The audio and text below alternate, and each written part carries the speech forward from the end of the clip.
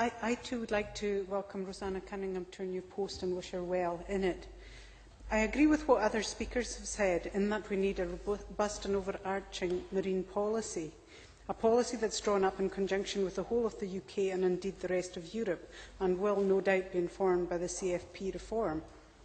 At Scottish level, our policy direction must be informed by those wider EU and UK strategies. However, we must devolve as far as possible the management of the sea to the communities that are dependent on them for their survival.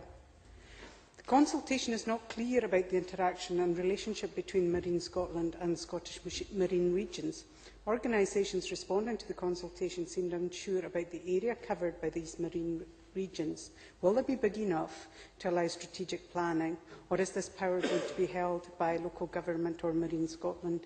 Are they small enough to involve all stakeholders and communities dependent on the seas for their livelihoods? This bill is also about structural planning for renewables and the like. It also has to be about managing our seas, and therefore the involvement of our fisheries sector is imperative. Where local communities are involved in the management of the seas, we see the benefits of sustainability and fishermen signing up to conservation initiatives. They need a strong voice in any management system. How are the Scottish marine regions to be devised? What geographical area will they cover? Who is involved in their structure? How do communities become involved? How does the industry become involved? And indeed, what is the role for NGOs and industrial developers? These questions need to be answered to allow people to respond more fully. I heard the Minister say that he will listen to people's thoughts on those before coming to a final decision, but I would also ask that that final decision be consulted on. Moving on to the structure of Marine Scotland, colleagues have talked about this in more detail. It's unfortunate that a decision was made before there was any parliamentary scrutiny. Will the structure of Marine Scotland be in the face of the bill, and will it be possible to amend the structure at that stage? I hope so.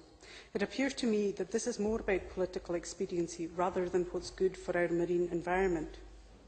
For years, work has taken place between the fishery research and fishermen, bringing them together, and it's been a long and tortuous process, but it's now bearing fruit. This new structure will tear apart this fragile relationship and undo the good practice that's been developed.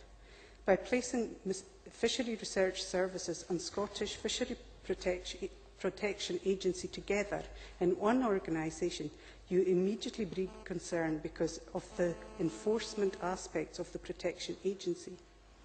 Let me be clear, I'm not an apologist for anyone who has anything to hide from Scottish Fisheries Protection Agency, but I'm realistic. Good research is based on an open and transparent flow of information. Putting both organisations together will ensure that the relationship between fishermen and scientists will no longer be open and transparent.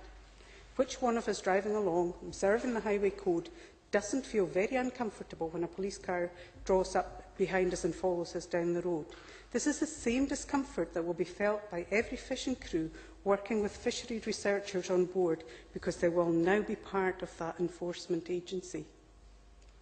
We will lose the joint working that has had a real impact on our fishery science and research. It's unnecessary, it's damaging, and it brings nothing to the table but political dogma.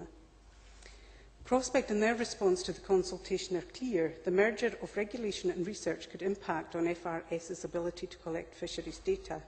They also go further to say that the loss of independence by the Fisheries Research Services is also damaging. They point out that this is a respected international centre for independent marine science and advice. There is a real danger that FRS will lose its reputation for independent scientific advice if it becomes too close to its customer, the Marine Directorate. This week we've had the Cabinet Secretary setting up a quota management system that's more about constitutional wrangling than the needs of the industry, centralising rather than devolving, creating a bureaucracy that will wrap our fishing communities in red tape rather than supporting the industry. Do I have time to take an intervention? Suspect not. Okay, I'm sorry. Again, in this bill, we see that political ideology is coming ahead of the needs of the communities we serve. The Minister needs to change the balance and put our communities before this dogma.